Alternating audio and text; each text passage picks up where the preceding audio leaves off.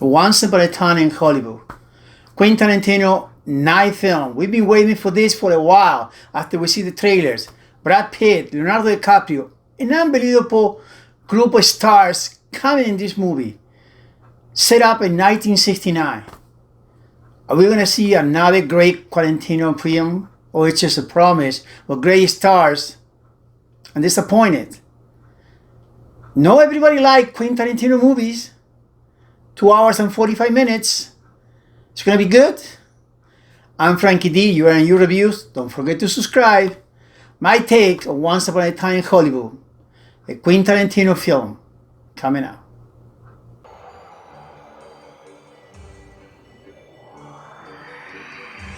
Quentin Tarantino is the kind of director that sells tickets. And sometimes you don't even know what kind of movie it is, but there are few directors that can sell the ticket without caring for the star of the story. Martin Scorsese is one of them. Steven Spielberg. James Cameron as a director. And Quentin Tarantino, a special kind of director. Not everybody likes his movies. This one, Leonardo DiCaprio, Brad Pitt, Margot Robbie, and a ton of stars from Al Pacino, and it's just people do cameos all over. Everybody liked to work with him. This is a story set up in 1969, in the late 69s, in the era when the big crime of Manson did on Sharon Tate, which Margot Robbie played that. And he's the neighbor, Leonardo DiCaprio, a big star from the TV, which remind a lot of parallels on the 60s TV.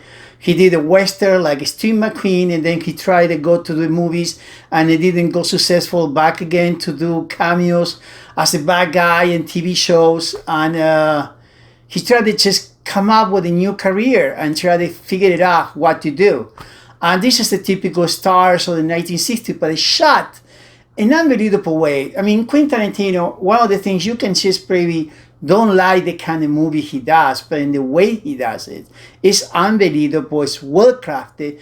This is a movie shot in 35 millimeter.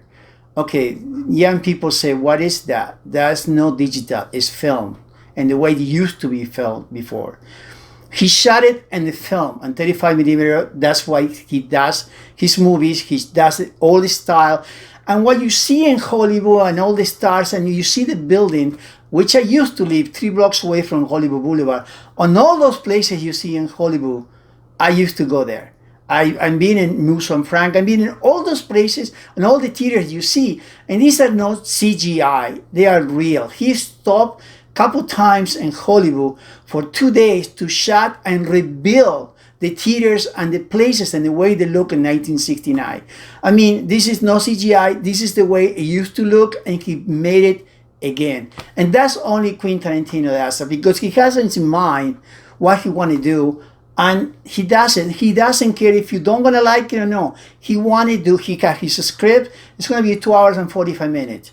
Should it be cut for 2 hours and 20 minutes? Yes. In my opinion, it should be like 20 minutes less. But still, when you see the last part of the movie, it just all come together. It's just, wow. It's just, what the heck? It's worth it. Because this movie had like 3 parts. The first, awesome, a great beginning, a story of him acting. It's really a story of the 2 bodies.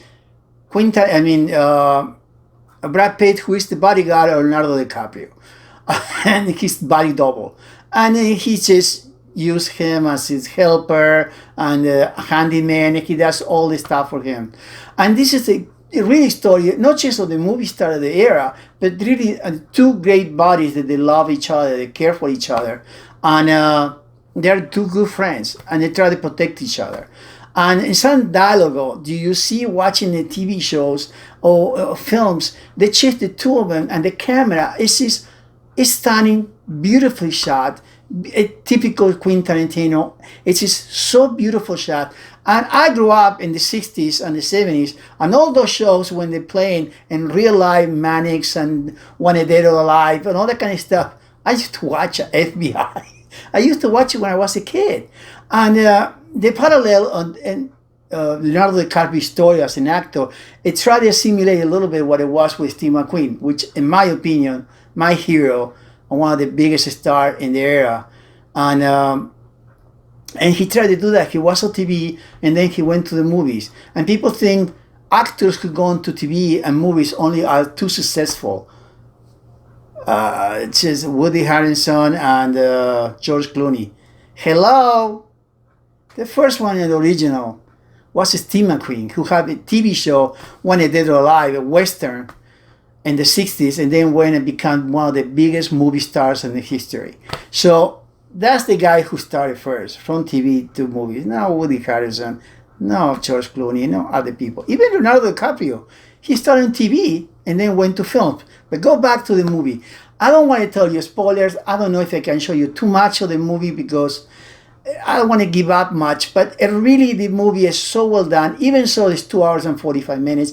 It should be cut like in the middle, 20 minutes. It's still the payback. And on the end, it's absolutely amazing. The twist that he did in this story was Sharon Tate, which we already know she was brutally murdered by the clan of Manson in the late 60s. And that was one of the biggest murders in the history of Hollywood.